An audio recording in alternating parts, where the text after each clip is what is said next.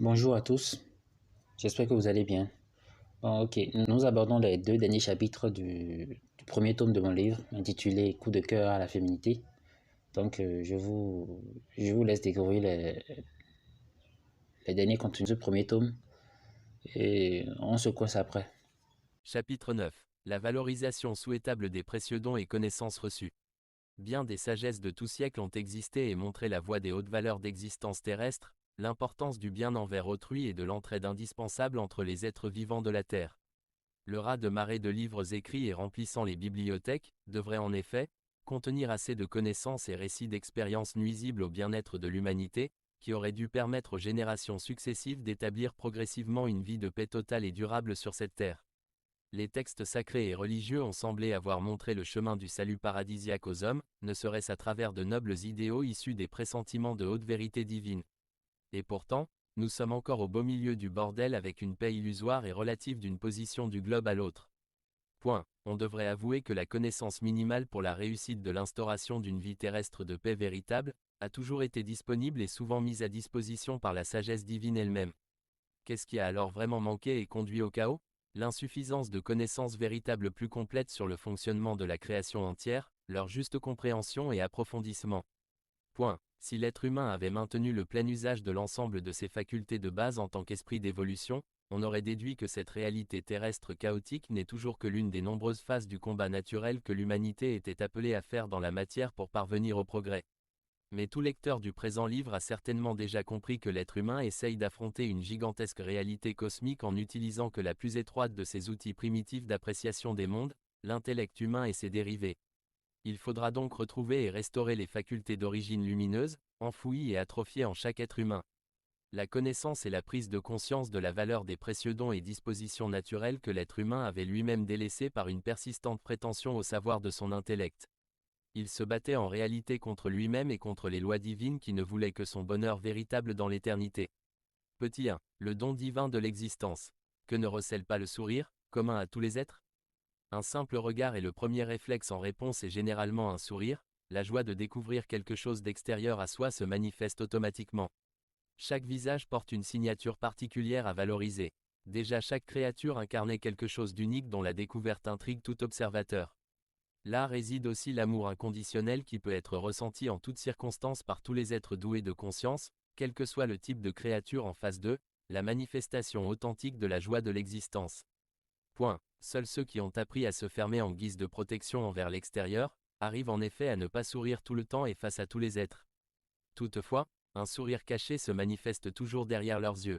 Mark O'Byrne, un auteur, voyageur pragmatique dans les mondes astraux plus lumineux, affirme dans une conférence qu'à ses sorties hors du corps biologique, les corps subtils des âmes humaines qu'il rencontre sont d'une immense beauté face à laquelle la beauté connue des corps biologiques paraît ridicule et bien moche. Il avoue qu'on tombe amoureux de toutes les âmes humaines quand on les voit dans ces corps subtils hors de leur corps biologique. Un simple regard et on tombe amoureux. Voilà le pressentiment de la notion de beauté de l'existence, que bon nombre d'êtres humains ont oublié en raison des murs érigés depuis des millénaires, par les différents soucis terrestres qui caractérisent leur quotidien. Dans leurs courses effrénées vers divers biens matériels, ils ne se rendent plus compte de la grâce qu'ils ont d'exister, de pouvoir bouger, de se sentir vivants, d'interagir et échanger avec une large catégorie d'êtres ou créatures à apprendre à connaître. Point. Dans ce contexte, le joyau que constitue la présence des vibrations de la féminité dans l'ensemble des groupes de créatures dans la création devient immense pour ceux qui ont pris le soin de chercher sérieusement à comprendre leur rôle et fonction de guidance vers les hauteurs lumineuses. À l'importance du rôle de la lumière solaire de notre système planétaire dans notre vie de terrien, il devrait être simple pour les esprits de déduire la valeur de l'aspiration vers la lumière éternelle qu'est Dieu. L'humanité n'aurait jamais dû perdre de vue les caractéristiques précédemment mentionnées dans l'ensemble de ses activités quotidiennes quelles qu'elles soient. Ne pas en tenir compte, c'est biaiser toutes les expériences de vie. C'est pourtant ce que l'humanité entière fait depuis bien des siècles d'égarement. Elle ne voit plus la vie, mais rien que des ressources à exploiter. Il a mis une valeur marchande sur toute chose. Le bétail est estimé unilatéralement en francs monétaires, la vache n'est beaucoup plus connue qu'à travers son prix et l'utilité de sa viande et son lait. Ce qu'incarne la vache véritablement, est bafoué. Point. Petit 2. Le pouvoir créateur accordé. Tous les êtres ont un pouvoir créateur représentant tout ce qu'ils peuvent engendrer par leur propre volonté. Ils peuvent manifester leur vouloir. Toutefois ils ne font que modeler la force existante pour former ce qu'ils veulent.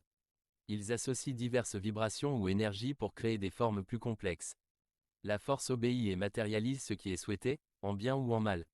C'est aussi pourquoi il est dit qu'il n'y a toujours qu'une seule force et c'est la direction dans laquelle elle est employée qui détermine si elle est pour le bien commun ou le mal. En fonction de tous les mondes et créatures qui seront impactés, promus ou détruits, par elle, sous ses formes secondaires. Point. Le chemin souhaitable est une orientation des forces créatrices vers les vibrations ou énergies supérieures et lumineuses. Les créatures peuvent aspirer au bon vouloir, en effet vers ce qu'il y a de mieux comme vertu et valeur, plutôt que faire recours aux basses vibrations qui ne sont pas moins puissantes. Les humains sont des êtres lumineux à la base et ont une toute autre destinée dans les mondes de la matière. N'est-ce pas honteux que ce soit eux qui déploient à présent toute leur force créatrice pour renforcer les basses énergies de la matière? Ils sont même séduits par les basses énergies, qu'ils se mettent à cultiver avec fierté. Dans cette création, lorsqu'on n'aspire pas sérieusement à l'ennoblissement, les ténèbres deviennent nos employeurs. La véritable noblesse ne s'oriente que vers les hauteurs lumineuses. Point. La matière, où séjourne l'esprit humain terrestre, est hautement fertile et on peut y semer tout ce qu'on veut. La question qu'il faut se poser, c'est de savoir ce qu'il faudrait vraiment semer, la raison ou le véritable but convoité. Nous sommes nous-mêmes responsables du bonheur ou du malheur que nous vivons. Chaque être humain devrait s'assurer de connaître la profonde signification de ses aspirations et vouloirs, avant de prendre des décisions, tri des pensées, paroles et actes. Point. Connais-toi, toi-même, nous dit Socrate, qui exhortait ainsi à prendre conscience de sa propre mesure sans tenter de rivaliser avec les dieux. Et voici l'avertissement que donne l'auteur Mark O'Byrne concernant le pouvoir créateur des esprits humains. Mes chers amis, quand vous mourrez, vous serez obligatoirement confrontés au pouvoir de création de votre esprit. Il est immense, suffisant pour fabriquer sur mesure un paradis ou un enfer pour chacun d'entre nous. Dans son livre intitulé 0,001%, l'expérience de la réalité, Mark O'Byrne.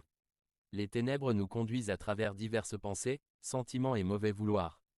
À la création de mondes tels qu'ils le voudraient, des mondes de l'excès en toutes choses. Tout excès étant reconnu par définition, nuisible.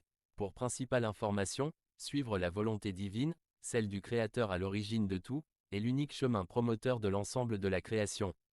Point. Le véritable combat est celui contre l'inconscience, les ténèbres, l'ignorance ou l'absence de connaissance universelle à tous les mondes dans leur multidimensionnalité et diversité. Une valorisation, juste et digne de noblesse, de l'ensemble des réalités de la création, lumineuse et ténébreuse, devrait être la plus grande tâche que l'humanité terrestre actuelle est appelée à faire durant cette nouvelle ère qui s'annonce lumineuse. À cette époque de vie terrestre, ce n'est plus les connaissances qui manquent, mais leur juste compréhension et utilisation. Chapitre 10. Restauration de la noble et authentique féminité.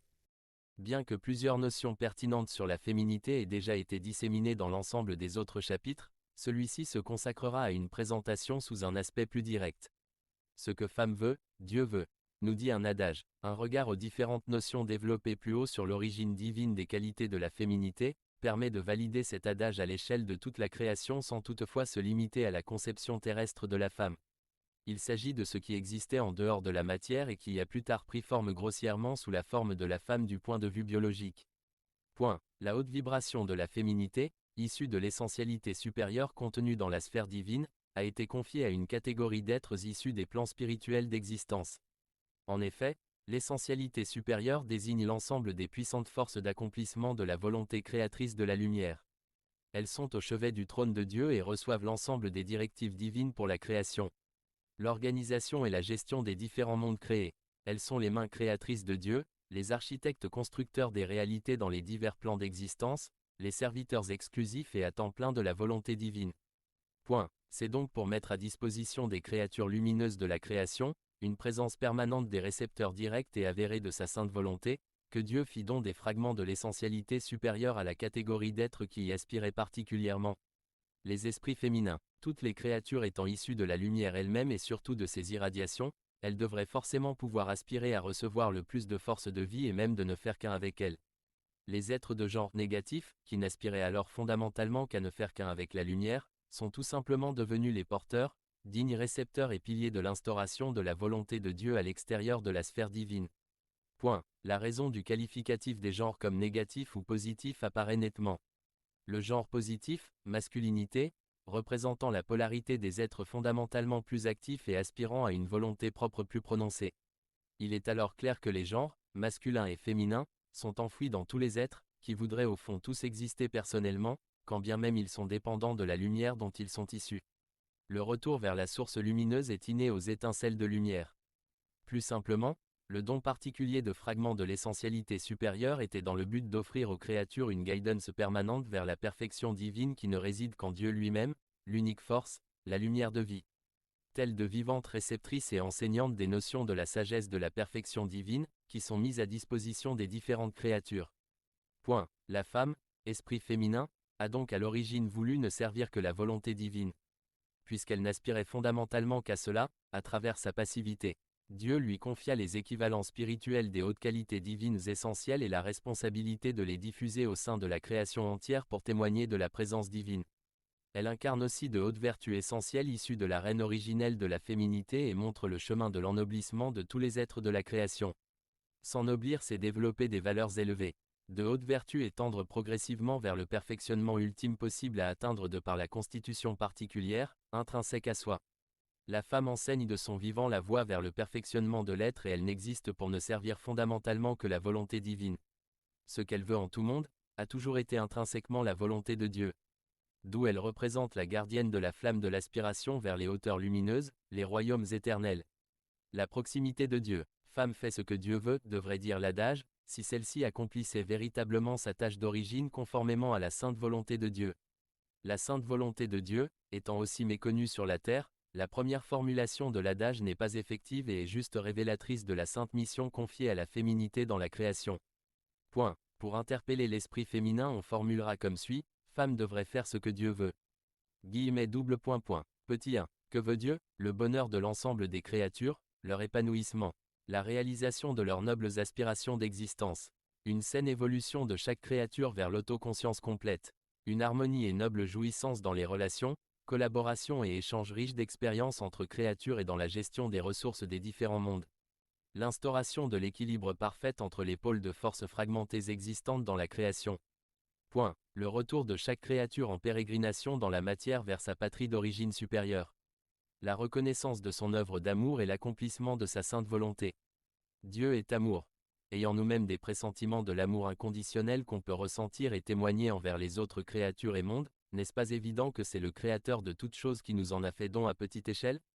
Et que lui-même serait capable de faire incommensurablement bien plus? La capacité que possèdent tous les esprits de manifester les deux genres d'activités, signifie plus loin qu'à leur pleine maturité au paradis, ils seront tous à même d'être de puissants instaurateurs de la volonté divine dans la création conformément à leurs personnelles et individuelles aspirations, la réception permanente du rayonnement divin de la perfection dans l'ensemble de leurs œuvres et diverses réalisations en tant qu'esprits évolués dans la création. Petit 2. La femme terrestre. La femme terrestre possède une beauté, une grâce et une finesse indétrônables. Les inconscients irréfléchis qui ont osé la nommer « sexe faible », en ne se basant que sur la réalité physique où elle est de constitution fragile par rapport aux hommes, ont juste fait preuve d'étroitesse et manifesté subtilement leur volonté de soumettre la femme. Le plus fort domine le plus faible, c'est une loi de la nature. Faire répandre cette notion de sexe fort et faible ne pouvait mener qu'à un déséquilibre et c'est ce qui s'est produit au sein de l'humanité terrestre. Une marginalisation et disparité instaurée dans toutes les relations entre hommes et femmes. N'oublions pas que c'est bien face à des êtres humains pas si évolués en conscience et gorgés de tendances vaniteuses. L'auteur Abd Rushin parle de l'usage fait de la désignation de « sexe faible » attribuée à la féminité terrestre, en ces termes, elle est utilisée avec affection mais aussi pour se moquer, aussi bien d'un air débonnaire qu'avec ironie, mais elle est toujours accueillie sans réflexion comme une chose établie et conservée de façon irréfléchie ou du moins sans examen. Double point. Et comme cela ne suffisait pas, la femme est de nos jours désignée comme un mal nécessaire pour notifier certainement qu'on aurait voulu s'en priver car apparemment plus fort qu'elle. Elle qui pourtant nous oblige en d'autres circonstances, à courber la tête pour recevoir des bienfaits qui ne sont disponibles que grâce à elle. En réalité cependant, la féminité est exactement aussi forte que la masculinité de la Terre, mais elle est seulement d'un autre genre. Résonance du message du Graal de Abd Rushin. Avec son unilatéralité caractéristique et dominante, l'humanité terrestre n'a juste voulu que comparer deux êtres de genres différents sur une différence morphologique évidente, sans valoriser les autres facultés et qualités spécifiques. Et elle a finalement établi toute une constitution et des lois pour régir la vie sociétale sur cette étroitesse de vue et d'analyse dépourvue de valeurs objectives. Encore une fois, cette humanité a tout de même fait usage de l'objectivité de la grenouille au fond du puits. Tout lecteur du présent livre, devrait avoir compris à quel point l'humanité s'est égarée dans ses conceptions. Femme qui, aux yeux du Créateur, en raison de sa mission et ses facultés a toujours été d'une plus grande valeur que l'homme, qui seul ne pourrait jamais parvenir à l'ennoblissement de son esprit et parvenir au sommet lumineux de la création. Petit 3. La fonction de maternité. En dehors des fragments de l'essentialité supérieure, la femme possède au même titre que l'homme des corps issus de l'œuvre de l'essentialité inférieure, l'origine des êtres de la nature, les animaux et végétaux. Pour la réception des germes d'esprit d'évolution dans la matière, ce sont entre autres les êtres de la nature qui ont fait évoluer les gènes des animaux jusqu'à l'obtention d'un corps plus parfait, qui a été mis à disposition pour les expériences des germes d'esprit, au sein de la matière dense. Bien d'autres corps plus subtils ont aussi été fournis aux germes d'esprit avant les corps biologiques terrestres. Nous en venons au fait que la fonction de maternité assurée par la femme n'est juste qu'un attribut issu de l'essentialité inférieure et seuls les animaux devraient y trouver leur plus haut épanouissement. Une fonction qui permet aussi à la femme de servir de pont pour la réception des âmes en vue de leurs incarnations dans les divers mondes, tout passe par elle. La femme terrestre ne devrait pas faire de la fonction de maternité son plus grand rôle dans la matière dense. Surtout ne pas être réduite à une poule pondeuse pour l'élargissement des familles. Toutefois, la place de la femme se trouve au foyer. Petit 4. Le couple, mari et femme. En faisant fi du caractère primitif ancré dans le mental humain, le foyer conjugal devrait constituer le principal bureau de travail de la femme. Il suffit de ne plus sous-estimer les puissantes forces créatrices que chaque humain possède et dont le fonctionnement est permanent, pour mieux apprécier les puissants rôles que la femme peut accomplir sans être au front, à l'extérieur du foyer comme son mari. Toutes les pensées, les paroles et les actes prennent forme et interagissent avec le cosmos entier. En formant un couple, l'homme et la femme se complètent pour constituer une équipe parfaite, où les deux genres sont pleinement réunis et en harmonie. Pendant que l'homme est au front, sa femme lui porte tout son soutien en pensée, parole et acte. Elle lui apporte l'énergie nécessaire pour l'accomplissement de l'œuvre extérieure. La femme et son mari ne doivent faire plus qu'un. Leur foyer constitue l'entreprise privée où ils ont chacun leurs fonctions complémentaires. L'homme révèle les produits inédits, nouvelles créations, issus du foyer et les échange avec le reste de l'humanité pour obtenir en retour d'autres bienfaits utiles au couple. Les couples ont évidemment à faire preuve de sagesse et dynamisme d'évolution, ce qui comblerait les nombreuses failles à l'harmonie, et éviterait les stagnations déformatrices. Quant à l'activité sexuelle dans le couple, il faut conscientiser qu'il s'agit d'un échange de fluides énergétiques entre eux. Cela va bien au-delà de l'acte physique sur lequel les intellects se concentrent entièrement. C'est l'occasion d'une fusion momentanée entre les âmes des deux genres, masculin et féminin. Il est alors clair que cette réunion soit hautement bénéfique et joyeuse aux deux esprits humains et que les corps biologiques soient capables d'en manifester l'équivalence grossière, le plaisir. Ces derniers étaient justement équipés de sorte à permettre aux germes d'esprit, une prise de conscience facile de l'importance de cet échange entre genres, qui autrement ne l'auraient pas reconnu indispensable dans leur processus d'évolution vers la maturité spirituelle. Aucune passion ne devrait donc être développée pour le superficiel plaisir biologique, qui n'est que la manifestation de surface d'un tout autre processus promoteur pour les âmes en évolution. La jouissance qui y réside doit être valorisée en termes d'échange d'énergie de vie, pour assurer l'indispensable complémentarité des genres, entre deux esprits en véritables affinités. Les mariages sont conclus au ciel. Un don réciproque consenti par les deux partenaires qui s'aiment réellement. Les informations de ce chapitre ne sont nullement à sortir de l'élan du livre entier. Mot de fin du tome 1. Il y a, tout au moins dans ce livre, en série de 3 tomes, de quoi engager une véritable marche vers l'instauration d'une paix objective durable sur la Terre à travers l'élévation des consciences sur les hautes réalités cosmiques de l'existence. La majorité de tout ce qui constitue la beauté actuelle de l'existence sur Terre n'est qu'une forme de beauté inférieure, déformée et dégradée par rapport à ce qu'elle aurait dû être conformément aux dispositions mises en place par la volonté divine dans la création. Il est à comprendre, une bonne fois pour toutes, que nous téléchargeons nous-mêmes les réalités dans lesquelles nous vivons dans cette création. Efforçons-nous donc d'accomplir notre véritable destinée d'esprit humain d'évolution, en instaurant en bas la réalité supérieure du haut telle qu'a toujours voulu l'œuvre d'amour et la sainte volonté de Dieu, le Créateur très haut. Durant le séjour dans la matière dense terrestre, être agréable à Dieu, le servir et l'honorer en toute dignité. C'est œuvrer à la création d'un paradis terrestre à l'image du paradis spirituel où la perfection divine est infiniment bien représentée. Merci d'avoir suivi les derniers chapitres du tome 1 de mon livre. Abonnez-vous à la chaîne. Dans la prochaine vidéo nous allons aborder le tome 2 du livre, intitulé « Le terrible gaspillage de la force divine ». Point. Les 2 premiers chapitres offrent un aperçu des fondements originels des lois divines à l'origine de la naissance de la création, lois des reins qui régissent son fonctionnement intrinsèque.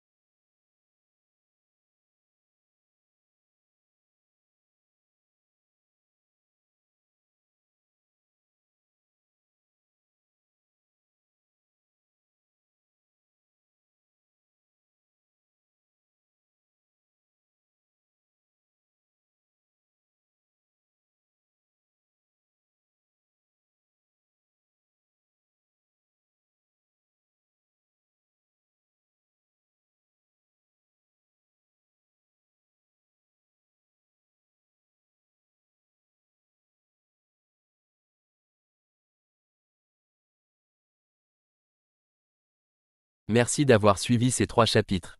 Veuillez vous abonner à la chaîne pour me soutenir. Point. Les 2 prochains et derniers chapitres du tome 1 de mon livre sont intitulés respectivement « La valorisation souhaitable des précieux dons et connaissances reçues » et « Restauration de la noble et authentique féminité ».